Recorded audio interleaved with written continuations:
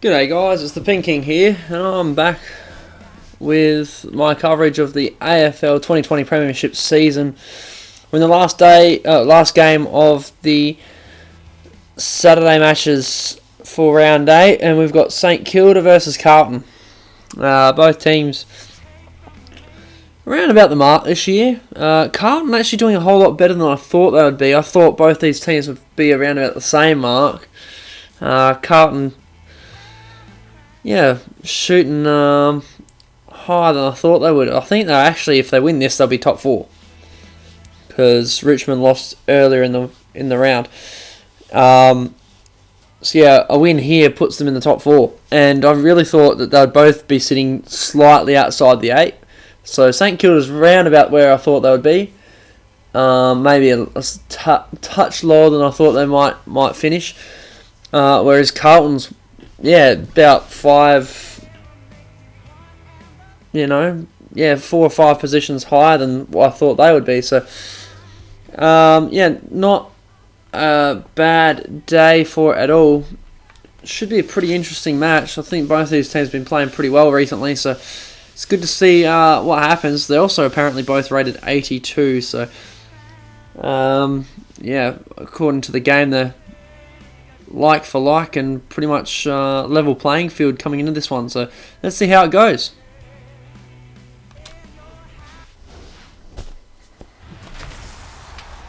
Alright, so St Kilda versus Carlton at Marvel Stadium, clear day, or clear night I should say. Saturday afternoon football. They've decided to open up the roof today and let the weather in. A few empty seats in the crowd. Joined now by Gary Lyon. Hi Hutto, always a pleasure. Hitting the turf today will be St Kilda. Alright, let's do it. They run on in full confidence, they're looking sharp. Is that PK on Punt Road or something? Play style is Swift, is the toast of the code. Yours creaks along slower than PK on Punt Road. Yeah, right.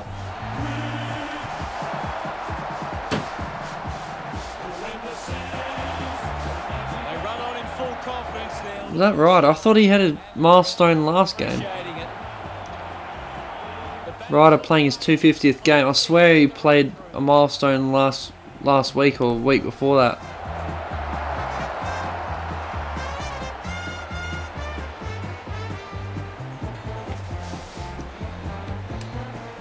Alright, Geary.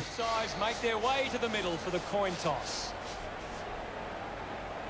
Doherty. And Ray. Doherty's call. Ray tosses. Doherty wins and he goes right of screen. So Carlton right of screen to start the game. Ball bounced in the middle and off we go. Tapped down by Cruiser. Still going forward slightly, but Saints have the ball. Broken tackle, handballed forward, high tackle against Cruiser.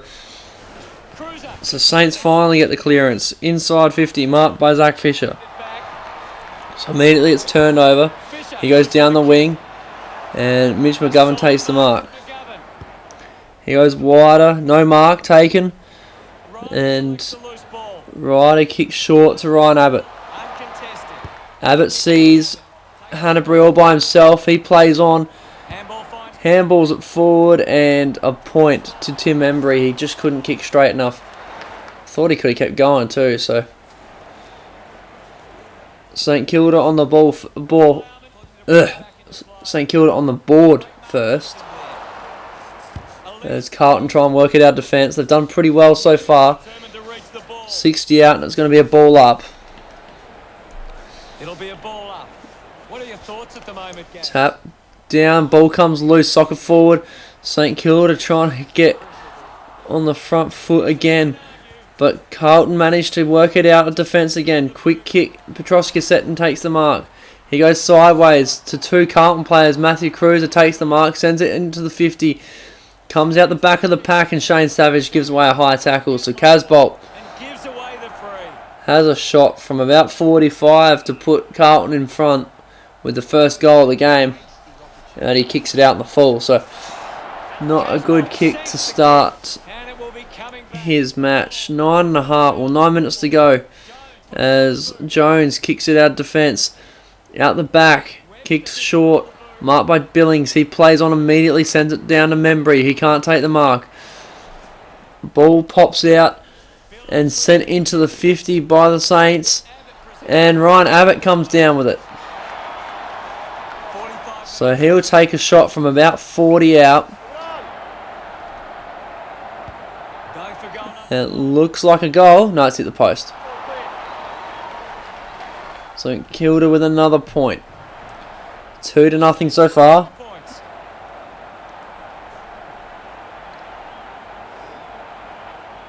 Plowman with the responsibility of kicking it in. Plowman plays on. Runs the boundary and then boots it straight into the middle of the 50.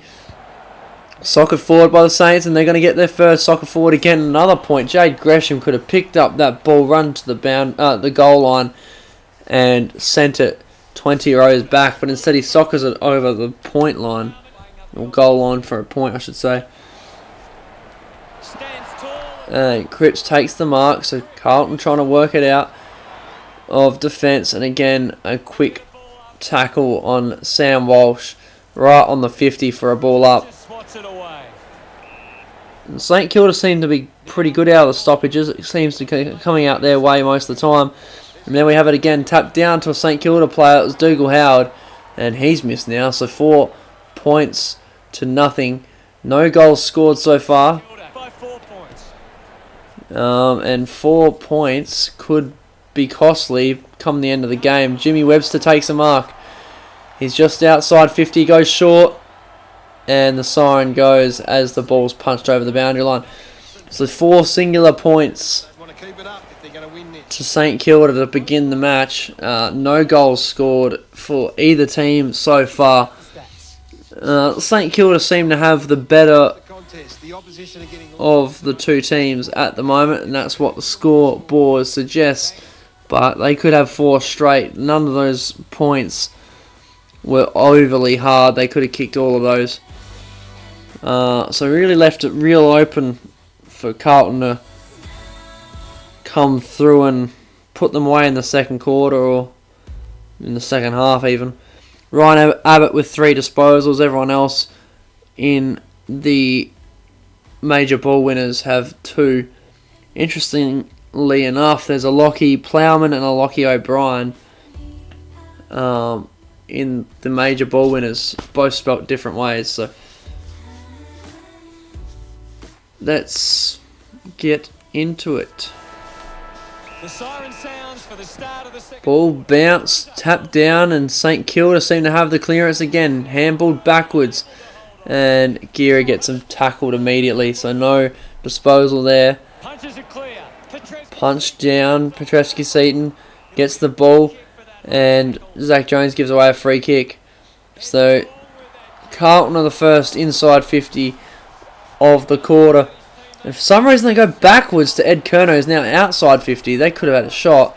So Curnow plays on, goes sideways to Petrescu-Seaton, who's practically hugging the boundary. He sends it back inside 50 and it's a turnover. So all that, they probably could have had a shot on goal. Instead, St Kilda, with Paddy Ryder, exits the 50. Wasn't a clean kick though. It was a 50-50 ball, and it's coming back now. High tackle against Casbolt gains possession. the Saints player. And I can't believe that. Patrick Cripps had good position, no pressure, They trail by and the goal. he misses from the goal square. That's like, it had a green. This will have to be his very best kick to score from this It had a green positioning thing. for this shot at goal. Never seen that, and he still missed. The ball goes Anyway, that was the first point for Carlton of the match. Could have been a goal, but to the ground. not to be. Toss back in. What are your thoughts at the moment, Gaz? This is the worst scoring performance I've seen, considering it's not raining, To a teammate on the in this game. Like, all the other shit scoring performances I've seen have been because of rain. Jade Gresham now, open 50. He takes a bounce, runs in, and he's finally kicked the first goal of the match. He wanted to punish me for talking shit about the scoring, and he kicks the first goal of the match in the second quarter with 8 minutes to go. It's 10-1. St Kilda's way at the moment, but it runs Carlton's way. 1-on-1, Casbolt had the positioning, but Carlisle manages to affect the kick, only to kick it straight to Eddie Betts, who snaps and goals. So all of a sudden the floodgates are opening up here, and it's 7-10 now. Still St Kilda winning by 3 points. Some great ball.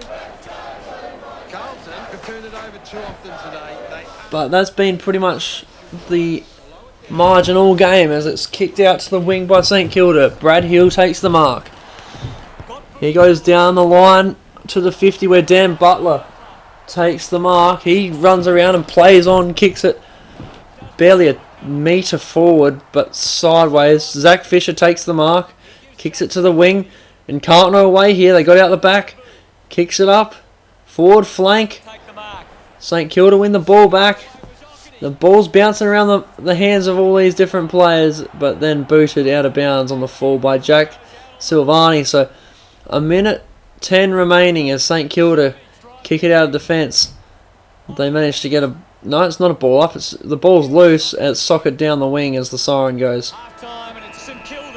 So 10-7 is a 3-point lead to St Kilda at half time.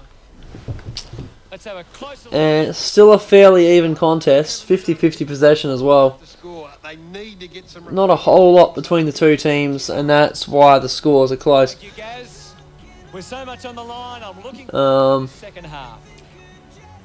St Kilda might have the slightest of advantages in the stats.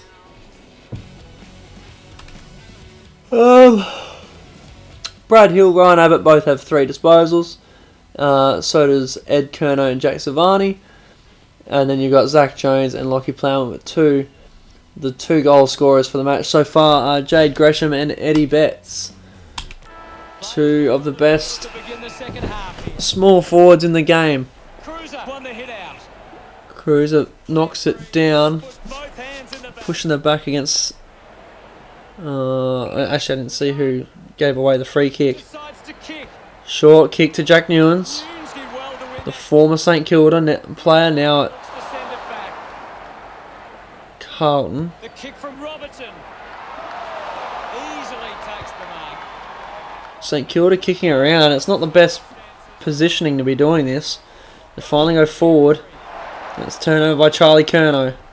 That's why it's not a good idea, because if you do turn it over, it's not a very far distance for the opposition to turn around and kick a goal. All of a sudden they're attacking. They go down the other wing, and it's turned over just as they started looking good. 2-on-2, gets out the back of the pack. Carlton players around the ball. Eddie Betts gets tackled quickly. Now St Kilda try and work it out. They've got it to Geary. Geary goes down the line at Ed Phillips. Phillips looks around, goes to the 50. No mark taken, it's still there. Turned over. Carlton kick it down the wing again. Broken tackle, kicked forward. So Dougal Howard trying to keep the Saints in it. Now they got the run of play. They're going forward. Jade Gresham can't get the kick away. Ball comes loose, socked forward by the Carlton. And then Liam Jones gets wrapped up on the 50. So a very good contested defensive game here, as Jack Sinclair gets tackled before he can do anything with it. Cruiser taps it down again. They're getting all the clearances. Hit outs. Ed Curnow gives away a high tackle. Free kick as St Kilda line up. Goes to a 1-on-1. He misses his kick though, and Patrick Cripps takes the mark inside defensive 50. He goes sideways to Ed Curnow. Curnow goes outside 50. No mark taken. It's dropped. He kicks it to the top of the 50. No mark again. Kicked forward by St Kilda. That's a dangerous kick, and it's hurt them. Jack Billings has kicked just the second goal of St Kilda. Second goal for St Kilda of the match. It's 9 points the difference. That's why you don't go centering the ball in your back half of the ground. You've got to take it down the line until you get to halfway, then you bring it in.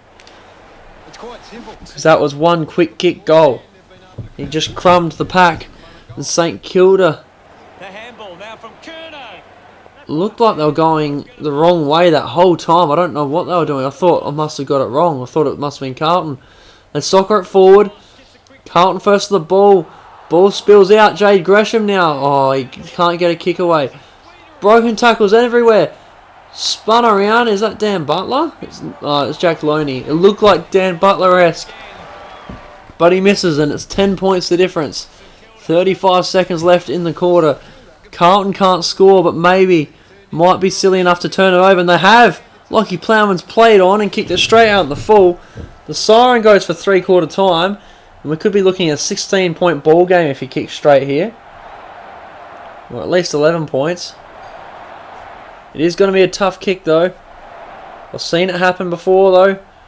He comes in, and he hits the post, so 11 points the difference. 2 goals, 6 to 1-1 at three-quarter time. So Carlton definitely not out of it because St Kilda just can't kick straight. 1 quarter to go. Carlton have struggled to get the ball forward to centre. Look at the inside. And Ed Curnow is now standing out as the leading disposal getter, but everyone else is pretty much all the same as the ball's bounced for the last quarter to begin. Tap down. Carlton well and truly in this match because of St Kilda's inaccuracy, as Dan Butler gives away a push in the back. So here comes Carlton. Can't really work it forward very well as it's turned over. St Kilda kick it back down towards their goals. Lockie Plowman takes the mark and he kicks it back from where it came from. A huge mark from Charlie Curnow. Went up the back and took the mark. He goes inside 50, 1-on-1. Eddie Betts goes over the back and it's a free kick. So cost his team a chance there. Shane Savage kicks it out. Marked by Jack Loney on the wing. Centre wing there. He goes inside 50. There's a player there. He can't take the mark. Picked up. Can't take any action from it and it's turned over. Big pack forms. Comes forward again for St Kilda. Broken tackle. Jack Nunes gets done for throwing the ball. Inside 50 again. St Kilda trying to kill the game here. Ends up in the hands of a St Kilda player. He snaps. And this time it is Dan Butler. And he kicks the goal. So might just be enough to win it now. It's 17 points the difference. They've had all the scores recently. Well, I mean, the whole game's been them mostly. Only 2 scores for Carlton all game. Balled up, pretty much in the centre of the ground. Half the quarter gone already. Sockered forward by Carlton. Again, it lands in St Kilda players' hands. And Silvani gets done for pushing in the back. So Tim Membry takes the mark right in the centre of the ground. He goes forward and sideways to Jack Loney. One more good kick and it pretty much could end the game. Marked by Jade Gresham. He's in range here. It has to be a big kick to get it from there. And that might just be enough time off the clock that this doesn't even matter. And he's missed. 18 points the difference. 5 minutes 22 remaining. It's starting to get to the point where that's too many. Not enough time to win. 18 points the difference. And out in the full off Lockie Plowman's boot. So, yeah, I think St Kilda's won it now. Sebastian Ross takes the mark. 60 out from goal. He'll turn around, play on. Boot it forward inside 50. And Lockie Plowman takes the mark. And that's it. St Kilda have won it. Carlton have only lost, I think, 2 games for the year so far. And that was a huge kick. Sebastian Ross kicked that and it just bounced through. No one was on the goal line to stop it. But yeah, yeah, they've only lost 2 matches for the year, but it's about to change.